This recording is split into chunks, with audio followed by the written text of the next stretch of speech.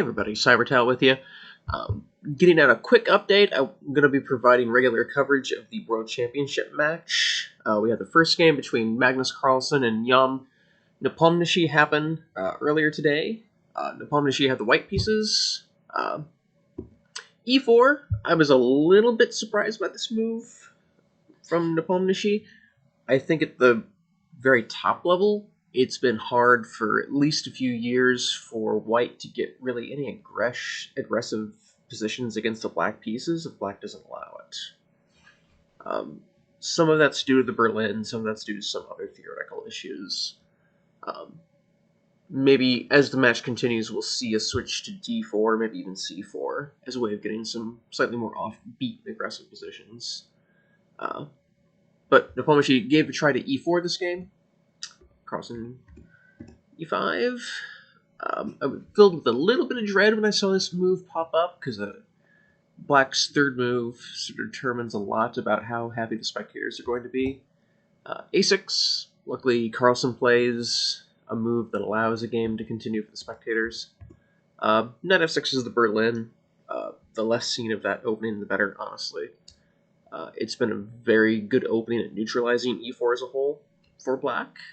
But it's also neutralized a lot of the fun of watching chess. And I say that even as myself as sort of a slower positional player, the positions that black gets with the Berlin are just completely... It's an insult to call it chess. It's just very much a slog. Effective, unfortunately. But a6 allows a full game of chess to happen. Bishop b7... Castle. So this is the most flexible and the most aggressive move. If black wanted to commit to a more peaceful system, d6 is the old-fashioned move order. h3, and this would be the point where there's, I think, 10 different semi-serious to serious systems for black at this point. This is where all of the main theory of the Spanish starts to a certain point. Castle, that keeps those lines in the back pocket, but it also makes possible what's called the Marshall Gambit. So Nepomniachtchi plays h3. This is one of white's established ways of avoiding the Marshall. First off, c3. That is the move hoping black just sort of backs into the normal Spanish lines. But d5. This was originally prepared by Frank Marshall against Capablanca. I think that was 1918 before Capablanca was champion. But Marshall prepared this line specifically for Capablanca. And although Capablanca won the game because he was a much better player than Marshall, strong Soviet players in the 40s and 50s took notice and developed the Marshall Gambit into a feared weapon. In fact, d4 is the most played move here. At this point, white scores well under 50% in modern play. d3 is sort of a modern trend that scores better. Basically, controls the light squares a little bit better, controls the e4 square, maybe keeps the d4 square open for minor piece, maybe hop the knight from d2 to f3 to d4. But really the main trend for white has been finding ways to dodge the Marshall Gambit. So h3 is one of those. One of the other ways of dodging it when I was a kid in the 90s was a4. That was one of Kasparov's topical ways of doing it. d3 is another way. But a lot of white's work in this position is looking for profitable ways to dodge the Marshall. Because the Marshall at this point is built up to such a hard edifice of terrifying theory that it's really difficult to get anything against it. But h3... Knight a5, it's not a novelty, but it's nearly a novelty. The most popular move here by a pretty wide margin, or there's two popular moves, d5, but that scores incredibly poorly. This is a downgraded Marshall, basically. The idea of h3, just as a quick aside, we get more or less a Marshall Gambit, but there's no pawn on c3, so the knight can still hop to c3. So this is a much improved Marshall Gambit for white. This is a much better position for white. Part of the Marshall relies on the queen side being difficult to develop because the knight can't hop to c3. Bishop b7 is the most popular move here, and actually scores relatively well, pretty much normal. But knight a5, this has been seen in, according to my database, 21 games to this point. None of the games from anyone over 2,500. I think the highest rated player was 24 or something. We're certainly going to see a lot more games from this move starting now, because the World Championship tends to dictate opening theory fashion. I'm not sure if it's better or worse than bishop b7, but it's certainly a lot more direct. Black just goes straight for the pawn sacrifice, but he gets something concrete for it. He gets the bishop pair. And in some ways, this is a more positional pawn sacrifice than Marshall. Black has a positional asset, bishop pair, in exchange for the pawn sacrifice. He doesn't have some nebulous initiative. In some ways, that's better. In some ways, that's worse. But Black definitely has something concrete for his pawn.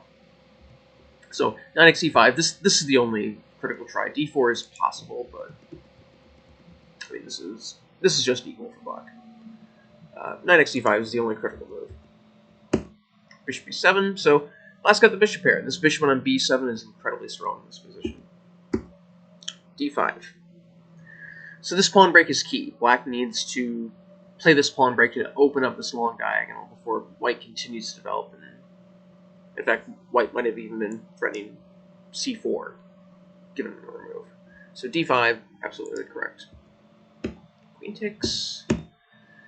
Queen f3, this is the best move. So we are trading down material to try to convert the extra pawn, which is exactly what you want to do when you're up in material. Knight f3 is possible. It leaves more complexity in the position because it's leaving queens on. But that complexity is on Black's side because it allows for more attacking features in the position. Just one example where the position might go. The point of the d4 push, White's trying to get d5 in to put a barrier in front of this bishop on b7. But after knight e4, Black has very nice compensation. He's got the bishop pair. Both these bishops have excellent prospects. And White's extra pawn really isn't felt just yet.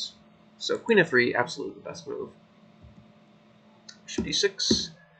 King f1. This is an excellent move. This is the only move that keeps White in the hunt for the advantage. Nepomniachtchi in the interview after the game actually said that he wasn't surprised by knight a5, and he was actually prepared for it. Sort of a mark of the level of preparation at World Championship level, that a move that's only been played 21 times and never at the top level is part of your opening preparation, but so it goes. But simply an excellent move. If White takes on d5, knight b4, this is a key move to many of these variations. It takes advantage of these double b pawns by hitting this weak c pawn. Knight a3 is forced, but it's quite ugly. I mean, this knight on a3 has no prospects now. Bishop xf3, this is getting a positional advantage in exchange for the bishop pair. White still technically has an extra pawn here, but it's an ugly extra pawn. I mean, Black, I think practically most people would prefer to be Black here, just because this pawn structure is so horrible for White. But king f1 keeps White in the game. Rook fb8, this is modern chess. This is, again, the top evaluation of the top recommendation from the engine. In fact, even knight a5, when you plug the position after 8h3 into Stockfish, knight a5 is the second highest recommendation, with only a small advantage for White. So another reason why neither side was really surprised by this happening on the board, I suppose. But Rook fb8, this is, without an engine, this might seem incredibly surprising, but it just protects this bishop on b7, making a genuine discovery possible.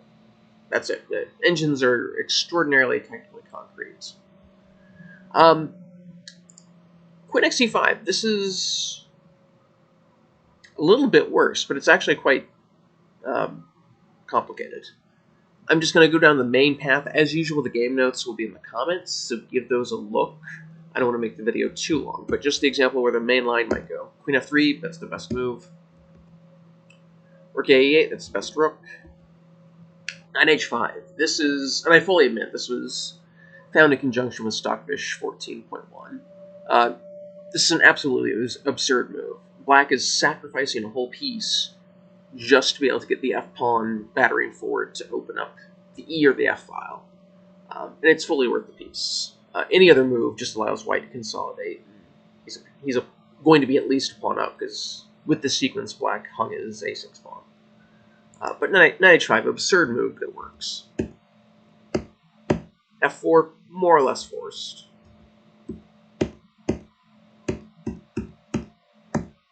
And we reach by force an endgame where black is still pawn down. He has some compensation for it, though. He's got this active kingside majority. He's got this active bishop versus this somewhat passive knight. I would say white's better because the extra pawn, first of all, but this active rook also tips the balance as well. So not as clean cut as you might think first looking at it, but rook fb8 is certainly better. Next d5. Bishop xd5 doesn't work. Bishop g5. Knight f3. Black's pawn structure is shattered, plus he's down a pawn at this point. Knight c3. And again, white has an extra pawn, plus he has these pawn weaknesses to attack suddenly. Black can't afford pawn weaknesses suddenly showing up in this position. This is much better for white.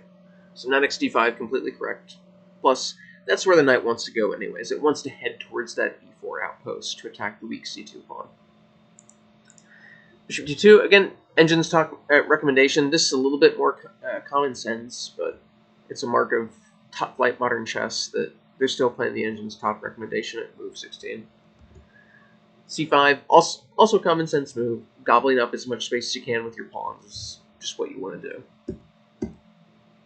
Knight f3, rook d8, knight b4 might be a little bit more accurate. c1, and we reach a position similar, except with knight b4, we've cut out some of white's options by immediately committing him to guarding the c2 pawn. Generally, it's good to be as forcing as you can be. Knight c3, a way for white to potentially exploit that lack of forcing play. Bishop a5. And the difference is white gets a knight e1 to guard the c2 pawn, instead of having to commit either that knight or that rook. And black still has excellent compensation here. He's got the space and the bishop pair. But white's a little bit better coordinated. These knights aren't as tangled up as they could be. But small detail. Knight b4, rook e1. So now this rook, it's a little bit ugly, and it's committed to guarding this ugly c2 pawn. But the rook in the a file is still quite nicely placed. Knight e2, this is not the only move, but it's perfectly logical. White needs to reorganize his pieces. Also, trying to trade off one of those with bishop f4 is quite profitable. Knight c6, I think that's the first clear misstep. Bishop e7 takes the bishop out of harm's way. d1, mysterious rook move, but we're aiming for d4. You should always look to your pawn breaks as much as possible, and rook d1 looks to eventually engineer that pawn break. And this is one potential force line that white could dive into. But I think black is still fine. The bishop pair, and this bishop's going to be on g7, so black will have both bishops ruling the long diagonals. That balances out the pawn. And white's extra pawn is on the c file, so it's pretty hard to push that because it's on that open file where that active black rook is. So I think black is perfectly fine there. Knight c6, not as forcing as it should be. Bishop e3, this is definitely a mistake. Bishop f4 is just an improved version of the game. This two-step that Nepo does with the bishop is just losing time. Bishop f4 is just better. Bishop f8, black needs to keep the bishop pair, otherwise he's just down a pawn. d4, and white's breaking out of the trenches. This is something that Nepo never really accomplished during the game. You want to engineer your pawn breaks and activate your pieces as much as possible. In this game, Nepomniachtchi stayed very passive. And he certainly could have been squeezed a little bit for that. Bishop e3 is just a little bit passive. Knight e7, so the original knight c6 wasn't a great choice, but now we want to recirculate that knight, so f5 is a pretty good target square for that recirculation. Bishop f4, so this is a definite time loss, and it's bad timing. Knight d2 is better. And white doesn't mind this pawn structure change, so it actually activates this f-pawn into a fairly active e-pawn, and it changes the pawn structure where white has a fairly immobile queenside majority to this potential rolling central structure, which is a good trade. One potential line. Rook g6, and this is threatening active play with h5, opening the position up. I think black still has clearly enough play for the pawn, and this is still a good fight. This is a much sharper position overall. Bishop f4 just loses time. So Carlsen finally takes an f3. Rook c6. This is the right rook on the 6th rank. The other rook is doing good work, just holding down the d4 break, at least. Even though black's still down a pawn, I think black is slightly better, and I think most people agree that black's slightly better here. These pawns are just absolutely horrid, and white's position is just so passive. White's up a pawn, but the point of being up a pawn is that you're pushing your pawns forward and trying to generate a pass pawn or a candidate for promotion that you can push further down the board. None of white's pawns are going anywhere. Once you play c3, it's hard to push d4 through, and that's white's extra pawn. So rook e1, just fighting for the open e file. c3, Giri on commentary was very harsh on c3. I'm not exactly sure why. Knight e2 might be a little bit cleaner, but after something like this, I mean, well, it's just like the game. Black is slightly better. Black is going to be slightly better forever, and this is the sort of position that Carlsen can just squeeze and squeeze and squeeze. I don't think this really changes the fundamentals of the position by playing c3. Okay, this is an area where Carlsen missed a clear chance here. g6 is definitely the best move. It's got a very subtle tactical point that keeps white tied up. So the point is on knight g2, knight f5, and then on rook e5, this knight on f5 isn't hanging because we played g6, so black can just chop on d3, so that black has a clear advantage. So king e2 is not forced, but the best move. And black has a nice grip in the position. The knight on h4 is actually quite well placed. Like your session against the hanging pawns, a knight on the rim isn't always grim, and here it's doing good work directly targeting the weak f3 pawn. So king f8 definitely misses a chance. Knight g2 challenges that strong knight. And then rook e5 is just in time to hit that knight on f5. So then white can save his pawn at d3. King e2 is a little bit better. Rook e4. This gives black another dangerous resource. f4 is best, creating the resource of f5 if black decides to move this knight away. Just an example. Black still has full compensation for his pressure. This is definitely not better for white, but it's not worse. Either rook e4 puts white at risk of being worse in this position. f5, that's correct, gaining space, gaining time on the rook. Knight e6, so this is back to being slightly better for black, I think. Black's got better space, white has pawn weaknesses to attack. None of white's pawns or pieces are going anywhere. This is a dream position for black. Knight g2 has to get control of this f4 square. b4. Nakamura, I think on either Twitch or Twitter, mentioned that Carlsen was better after b4, and that's 100% correct. Black's definitely got all the pressure here, and white's the one defending passively. e8, king d2, correctly choosing to give back the pawn. That's completely correct. So now the white king is activated, and it's holding these sort of quasi-hanging pawns here on the queen side. h4, depriving black's knight of the g5 square. That's correct. King f7. This might be a little bit. This might be black's best hope. It might be black's last hope. Really gaining pressure. I think it slips away from black after this. The best defensive line I saw. Rook e2, notice that taking an a5 is verboten. That would be an embarrassing checkmate. But rook e2, boop,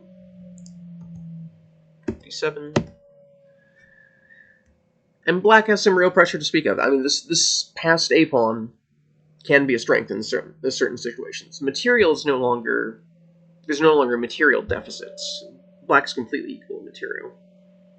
So just having this pass pawn plus slightly more active pieces by itself is a little bit of a boon for black. Plus, black can always think about playing a quick king g7, king h6, and just run after this h pawn if we ever reach that sort of ending. So king f7, a little bit quiet for my taste. a3, now this white knight is active. It's hard for black to make progress. Rook d7, this is an implicit draw offer. White can try to make progress with a move like rook a4. One direct line that I saw. I mean, but this is a draw. Knight c4 just heads for the draw offer. And they shook hands here, and they declared peace for game one. Interesting game. It definitely settled down towards the end, but I think both sides missed some chances. I think Nepomniachtchi had some chances out of the opening to consolidate, but mostly Carlsen seemed to have full compensation. Really, Carlsen's main miss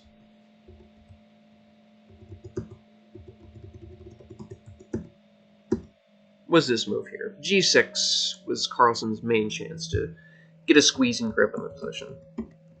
And this would be the sort of position that Carlsen could play for another 80 moves. In fact, this is the sort of position that Carlsen operates best in.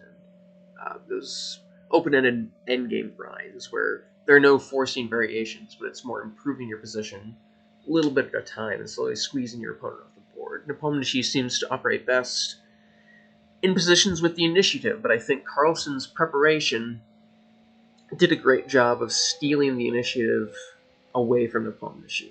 He played an aggressive pawn sacrifice in the opening. He played a pawn sacrifice that hadn't really been seen in the opening before, at least that version.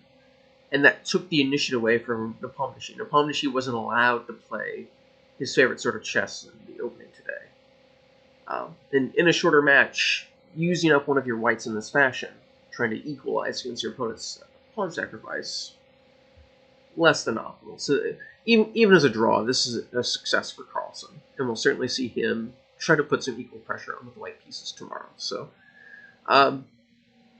great game. It's good to see another World Championship match happening. We'll see you tomorrow with more coverage. My name is John. See you then.